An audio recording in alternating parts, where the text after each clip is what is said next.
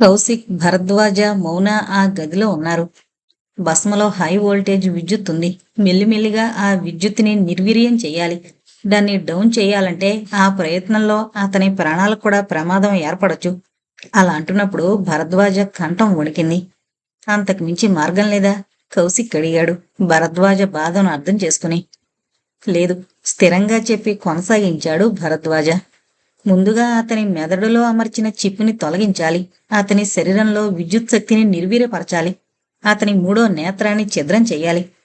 మెదడుకు కనెక్ట్ ఉన్న ఆ నేత్రం ఛిద్రమైన మరుక్షణం మెదడు కూడా నిర్వీర్యమైపోవచ్చు. మెదడు నిర్వీర్యమైన క్షణం అతని ప్రాణం సైతం పోతుంది. నో, అరిచింది మౌన. వద్దు, వీల్లేదు. అలా జరగడానికి వీల్లేదు. ఆమె మొహంలో ఆందోళన స్పష్టంగా కనిపిస్తోంది. కూల్ డౌన్ మౌన, ఇది దేశ రక్షణకు సంబంధించింది అన్నాడు కౌశిక్. భస్మను నేను మారుస్తాను. అతడి మెదడు నా ప్రేమకు ట్యూన్ అయ్యేలా చేస్తాను. పేలవంగా నవ్వు అన్నాడు భరద్వాజ. అది దాదాపు అసాధ్యమే. అతని మెదడు మరొకరి ఆధీనంలో ఉంది. తనకు తాను హిప్నటైజ్ అవ్వద్దనుకుంటే తప్ప అలా అనుకునే అవకాశం భస్మకు లేదు. నేను ప్రయత్నించి చూస్తాను అంది మొండిగా మౌన. సార్, నేను భస్మను ట్రాప్ చేసి మీ ల్యాబ్కు తీసుకొస్తాను. మీరు మీ ప్రయోగం మొదలు పెట్టండి. మీకు కావలసినవి ప్రభుత్వం సమకూరుస్తుంది చెప్పి లేచాడు కౌశిక్. కౌశిక్, మౌనకు భస్మ అడ్రస్ చెప్పండి. ఆమె ఏం చేయాలో చెప్పండి. రెసిడెన్సీ అపార్ట్మెంట్లో 14 నెంబర్ ఫ్లాట్లో ఉన్న భస్మ మంచం మీద వెలకిల్లా పడుకున్నాడు. అతని కళ్ల ముందు మౌనే కనిపిస్తోంది. సరిగ్గా అదే సమయంలో తలుపుల మీద దబదబా బాదుతోన్న శబ్దం. తాపీగా లేచి వెళ్లి తలుపులు తీశాడు. ఎదురుగా మౌన సుడిగాలిలా లోపలికొచ్చి అతన్ని చుట్టేసింది. ఏదో అనాలని నోరు తెరిచాడు భస్మ. అతనేమీ మాట్లాడకముందే తన పెదాలతో అతని పెదాలు మూసేసింది. క్షణాలు కరిగిపోతున్నాయి. నిమిషాలు అబ్బురంగా చూస్తున్నాయి. 2 నిమిషాల తర్వాత అతని నుంచి విడిపడింది మౌన. భస్మ ఆ షాకుల నుంచి తేరుకోలేకపోయాడు. అతనికి అనుభవం కొత్త. స్త్రీ స్పర్శ వింతగా, గమ్మత్తుగా, హాయిగా ఉంది. మౌన టచ్ అతడిలో కొత్త ఉత్తేజాన్ని నింపింది. కొత్త అనుభూతులను చిగురింపజేసింది. మరో ఘర్షణ, మనసు పొరల్లో సంఘర్షణ. Bhasma, I love you, really I love you అంది అతని గుండెల మీద తలవాల్చి. ఏదో మాట్లాడాలన్నా అతని స్వరపేటిక సహకరించడం లేదు. తనకి ఏమైపోతుంది? సరిగ్గా అదే క్షణంలో మెదడుకి ఏవో సంకేతాలు అందుతున్నాయి. భస్మ, స్టార్ట్ ఇమీడియట్లీ, స్టార్ట్ ఇమీడియట్లీ. తల విదిల్చి లేచాడు. ఎక్కడికి వెళుతున్నావు భస్మ? నువ్వెక్కడికి వెళ్ళడానికి వీల్లేదు. నా దగ్గరే ఉండాలి. భస్మ, స్టార్ట్ ఇమీడియట్లీ. ఆమెను వదిలి తలుపు వైపు వెళ్లబోయాడు. మౌన అక్కడికి పరిగెత్తుకు వెళ్లి తలుపు వేసి లాక్ చేసింది. Bhasma, do what I say, quick. మెదడులో రొద పెడుతూ సంకేతాలు. భస్మ వెళ్లి డోర్కు అడ్డంగా ఉన్న మౌనని పక్కకి లాగాడు. బలంగా డోరును పట్టి లాగాడు. లాక్ చేయడం వల్ల తలుపు తెరుచుకోలేదు. భస్మ, క్విక్. ఏవో సంకేతాలు. అతని కళ్ళు ఎర్రబడుతున్నాయి. శరీరంలో నరాలు పైకి ఉబ్బెత్తున పొంగుతున్నాయి. ఒక్క క్షణం లాక్ యాసిడ్ మీద పడితే బుస్సున పొంగి కరిగిపోయినట్టు కరిగిపోయింది. లాక్ ఊడి చేతుల్లోకొచ్చింది. విస్మయంగా చూస్తోంది మౌన. వెంటనే వెళ్లి భస్మకు అడ్డుగా నిలబడింది. భస్మ, భస్మ, కమ్ క్విక్. తల విదిల్చి మౌనను నెట్టేశాడు. దబ్బున పడింది నేల మీద. తలకు దెబ్బ తగిలింది. చిన్న ఆర్తనాదం ఆమె గొంతులో నుంచి. డోరు తెరిచి బయటకు అడుగు పెట్టబోయిన భస్మ ఆగి వెనక్కి తిరిగి నేల మీద పడ్డ మౌనకు చెయ్యిచ్చి లేపాడు. మౌన విభ్రాంతిగా చూస్తోంది. మౌన చేతిని తన చేతిలోకి తీసుకుని ఏదో గుర్తు చేసుకునన్నాడు. Hello, I'm. మౌన విభ్రాంతిలో నుంచి అబ్బురంలోకొచ్చింది. ఆమె గుండె వేయి గొంతుకులై కోయిల కూజాతాలు ఆలపించడానికి సన్నద్ధమవుతోంది. భస్మ, భస్మాను అంది ఉద్వేగంగా కదిలిపోతూ. హలో, ఐయామ్ భస్మ అని వెనక్కి తిరిగి వెళ్ళిపోయాడు. మౌనకొక్కసారిగా ఆకాశంలోకి ఎగరాలన్న కోరిక, సముద్రంలో ఈత కొట్టాలన్న కోరిక కలిగాయి. ఈ మార్పు చాలు. అతన్ని తన ప్రేమ కదిలించగలుగుతుంది. డామిట్, కోపంగా నుదురు కొట్టుకున్నాడు అగర్వాల్. What happened? ఖాన్ ఆందోళన గడిగాడు అగర్వాల్ని. భస్మ మన సజెషన్స్ ని ఇమీడియట్ గా రిసీవ్ చేసుకోవడం లేదు చెప్పాడు అగర్వాల్. వై? అతను ఓ అమ్మాయి ట్రాప్లో పడ్డాడు. భస్మనా? అవును. ఆ అమ్మాయి ప్రేమ అతని మెదడులో స్పందనలను కలగజేస్తోంది. మన సైన్స్ కన్నా ఆ అమ్మాయి ప్రేమ గొప్పదా? గొప్పదే. మనిషిలో కలిగే అనుభూతులను మనం ఏం చేయలేం. అతను ఆ అమ్మాయి ఆకర్షణలో పడిపోయాడు. ఆమె ప్రేమ, కన్సర్న్, ఫీలింగ్ అతన్ని కదిలించి వేస్తున్నాయి. ఆ అమ్మాయి అలాగే అతని వెంట పడితే మనకు చాలా డేంజరా? ఏమవుతుంది? అతని మెదడు మీద మనకున్న ఆధిపత్యం పోతుంది. ఎప్పుడైతే తన మెదడు తన కంట్రోల్లో ఉంటుందో అప్పుడు మనం అతనికి సజెషన్స్ ఇవ్వలేం. వాట్? నిజం ఖాన్ సాబ్. హిప్నటిజంలో కూడా అంతే. ఒక హిప్నాటిస్ట్ ఎంత గొప్పగా హిప్నటైజ్ చేసినా అవతల హిప్నటైజ్కు గురయ్యే వ్యక్తి బలంగా తను హిప్నటైజ్ కాకూడదనుకుంటే ఆ హిప్నాటిస్ట్ ఏం చేయలేడు. మన పరిస్థితి కూడా అంతే. ఇప్పుడెలా? ఆ అమ్మాయిని అతని నుంచి దూరం చేయాలి. ఇప్పుడిప్పుడే మొలకెత్తిన ఆ ప్రేమను తుంచేయాలి. లేకపోతే అతని మీద అతి ముఖ్యమైన పట్టు మనం కోల్పోతాం. మనం సజెషన్స్ ఇవ్వనప్పుడు భస్మ మరొకరి సజెషన్స్ వినొచ్చు. అది మనకే మరింత ప్రమాదకరం, చెప్పాడు అగర్వాల్. వెంటనే అమ్మాయిని చంపేద్దామా? కరాంజీ అడిగాడు. యూ ఫూలిష్గా మాట్లాడద్దు. ఎప్పుడు ఎవరిని చంపాలో నాకు తెలుసు. ఆ అమ్మాయికి వార్నింగ్ ఇచ్చి వదిలేయండి. లల్లూరావుని పంపించండి. ఆ అమ్మాయి వివరాలు తెలుసుకుని ముందు వాళ్ళింట్లో హడావుడి సృష్టించాలి. ఇంటిని డ్యామేజ్ చేయండి. అలా వాళ్ల పెద్దలను బెదిరించి భస్మ గురించి ఆలోచించొద్దని ఆ అమ్మాయికి వార్నింగ్ ఇవ్వండి, చెప్పాడు ఖాన్. ఏం కావాలి మీకు? ఏం చేస్తున్నారు? అడిగింది కోపంగా బామ్మ. ఎవరో తలుపు తడితే బామ్మ తలుపు తీసింది. తలుపు తీయగానే ఓ ఆగంతకుడు లోపలికొచ్చాడు. అతని వెనకే మరో 4 రౌడీలు ఉన్నారు. ఆ ఆగంతకుడు లల్లూరాం ఏం మాట్లాడకుండా డ్రాయింగ్ రూంలోకి వెళ్లి ఆ రూంలో ఉన్న టీవీ తెచ్చి నేలకేసి కొట్టాడు. పెద్ద శబ్దం చేసి ఆ టీవీ పగిలిపోయింది. గాజు సామాను, గ్లాసులు, రేడియో, వీసీఆర్ అన్నీ ధ్వంసం చేశారు. అడ్డొచ్చిన బామ్మను నెట్టేశారు. ఆ ఇంట్లో అరగంట పాటు బీభత్స కాండ కొనసాగింది. టెలిఫోన్ వైర్లు పీకేశారు. అరగంట తర్వాత ఇంటిని చిందరవందర చేసి, ఇదిగో నీ మనవరాలకు చెప్పు మరోసారి మా భస్మ దగ్గరికి రావద్దని. వచ్చిందా? ఈసారి నీ మనవరాలు బ్రతికుండదు. లల్లూరాం వార్నింగ్ ఇష్యూ చేసి వెళ్లిపోయాడు. ఇంట్లో కడుగుపెట్టిన మౌన ఇంట్లో జరిగిన బీభత్సం చూసి బెదిరిపోయింది. ఏమైంది బామా? నువ్వు ప్రేమించిన హీరోగారి తాలూకా విలన్లొచ్చి ఇలా ఇంటిని అలంకరించి వెళ్లారు, తాపీగా చెప్పింది బామ్మ. బామ్మకు మతిగాని పోయిందేమోనన్న అనుమానం కలిగింది. లేకపోతే ఇంత డ్యామేజ్ జరిగినా నిమ్మకు నీరెత్తినట్టుంటుందా? పిచ్చి తల్లి, ఇలాంటివి ఎన్ని తెలుగు సినిమాల్లో చూడలేదు. వీటికి భయపడితే ఎలాగే తల్లి. కాకపోతే ఇక నుంచి అన్నీ 2 సెట్లు చెప్పున తెప్పించుకుంటే సరి. నువ్వు మాత్రం జాగ్రత్తగా ఉండు తల్లి, అంది బామ్మ. బామ్మ పెద్ద మనసుకు చలించిపోయింది. బామ్మ, నువ్వెంత మంచిదానివే, అంది మౌన. నా మంచితనం రోజు కొద్ది కొద్దిగా చూపిస్తాను కాని ఈ సామానంతా సద్దు, అంది బామ్మ. ఆల్రైట్ మౌన, మీ ఇంటికి దగ్గర ఓ కానిస్టేబుల్ని పెడతాను. వాళ్ళు నీ మీద అటాక్ చేశారంటే భస్మ గురించి వాళ్ళు భయపడుతున్నారన్నమాటే. భస్మలో రియాక్షన్ రావడం మంచి మార్పు, చెప్పాడు అభినందనపూర్వకంగా కౌశిక్. భరద్వాజు కూడా అదే అభిప్రాయంతో ఉన్నాడు. సైన్స్ ఎంత డెవలప్ అయినా మనసును శాసించలేరని దీన్ని బట్టి అర్థమవుతోంది. ఈ ప్రేమ వల్ల భస్మ మెల్లిమెల్లిగా తనను తాను తెలుసుకోగలిగితే మంచిది, అన్నాడు భరద్వాజ. ఇక్కడ వీళ్ల సంభాషణ కొనసాగుతుండగా అక్కడ ఖాన్ తీవ్రమైన నిర్ణయాలు కొన్ని తీసుకుంటున్నాడు. భస్మలో మార్పులొస్తున్నాయి. ఈ మధ్య మూడిగా ఉంటున్నాడు. మధ్య మధ్య హలో ఐయాం భస్మ అని తనలో తానే గొణుక్కుంటున్నాడు. అతని మెదడులో మనం అమర్చిన చిప్స్ సరిగ్గా యాక్టివేట్ అవడం లేదు, చెప్పాడు అగర్వాల్. మౌన మీద కోపం పీకలదాకా వచ్చింది ఖాన్కు. తను బెదిరించినా భయపడకుండా భస్మ దగ్గరికి వెళ్ళింది. అదీగాక మౌన వెంట ఎప్పుడూ ఎవరో ఒకరు సెక్యూరిటీగా ఉంటున్నారు. మౌనను మరోలా దెబ్బతీయాలి. ఎలా? 5 సెకన్ల పాటు ఆలోచించాడు. ఫ్లాష్లా ఓ ఆలోచన వచ్చింది. ఆ ఆలోచన అగర్వాల్కు చెప్పాడు. భస్మ మంచం మీద వెల్లకిల్లా పడుకుని ఆలోచిస్తున్నాడు. రకరకాల ఆలోచనలు.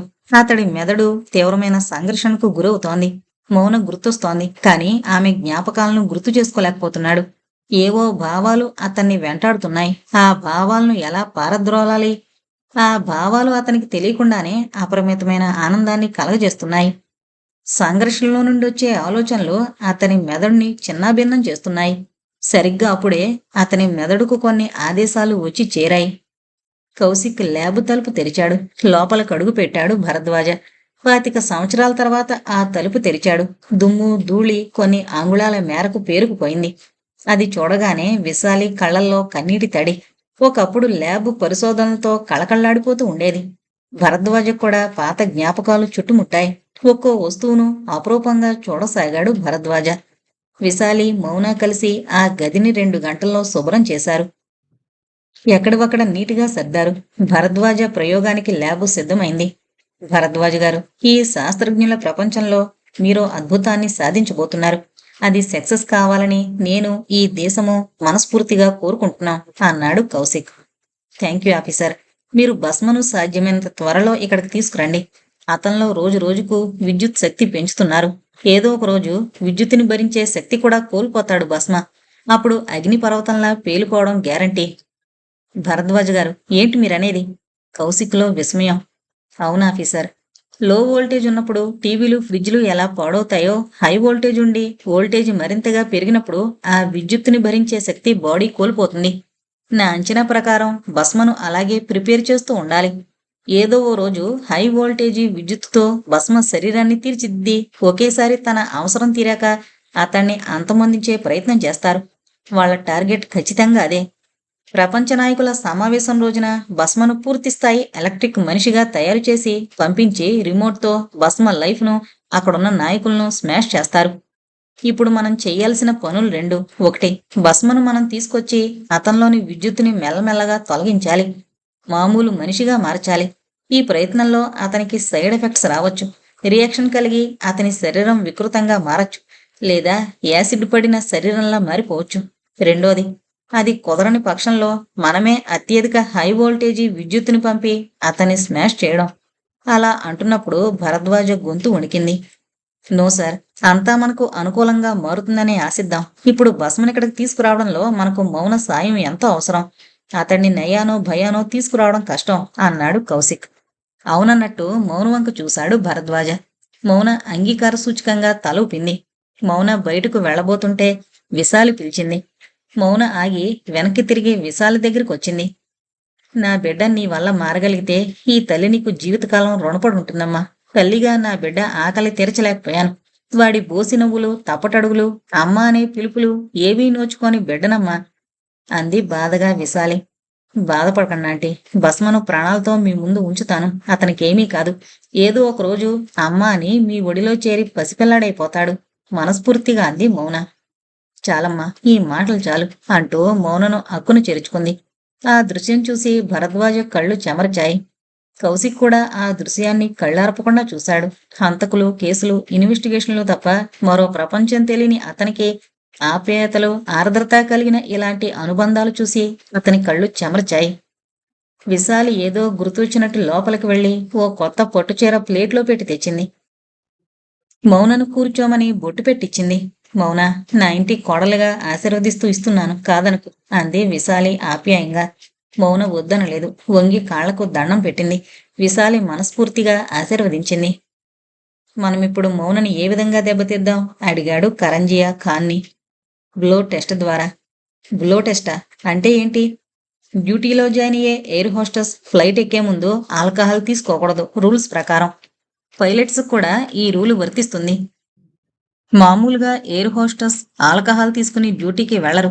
ఎప్పుడైనా ఎవరైనా అలా వెళ్లిన సందర్భాలు తక్కువ. ఇప్పుడు మనం ఎయిర్పోర్టు అథారిటీకి ఫోన్ చేసి మౌన ఆల్కహాల్ తీసుకుందని చెబుదాం.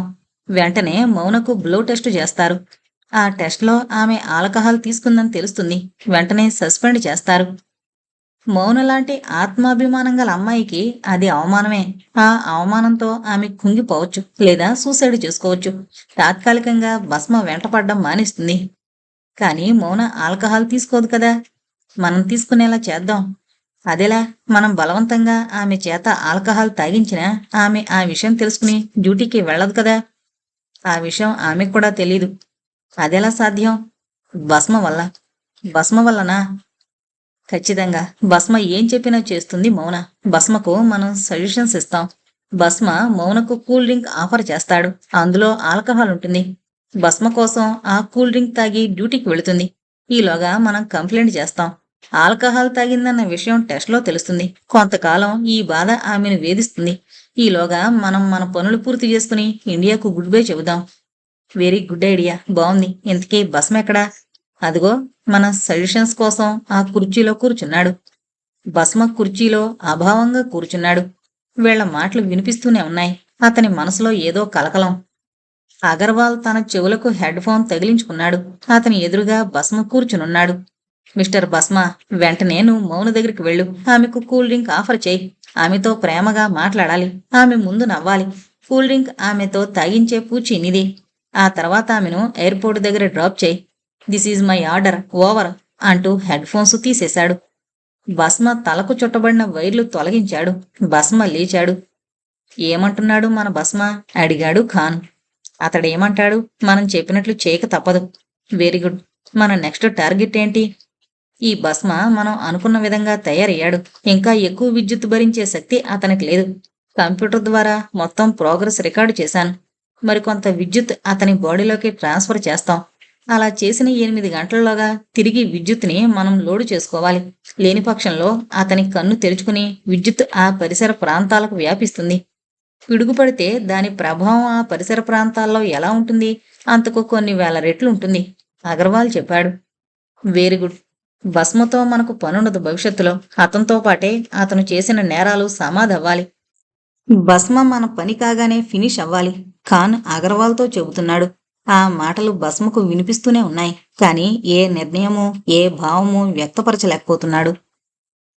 హ్యాండ్ బ్యాగ్ ఊపుకుంటూ భస్మున్న ఫ్లాట్ వైపు వేగంగా నడుస్తోంది మౌన. ఆమెకు గాలిలో తేలిపోతున్నట్లుగా ఉంది. ఇది నిజమా కళ అన్న భ్రమలో ఉంది. భస్మ ఫోన్ చేసి తనని పిలిచాడు. ఎవరైనా తనని ఆట పట్టిస్తున్నారేమో అన్న అనుమానం. కానీ అది భస్మ గొంతే, నో డౌట్. భస్మ తనని పిలుస్తున్నాడు. కాదు, పిలిచాడు. ఇట్నుంచిటే డ్యూటీకి వెళ్ళాలి.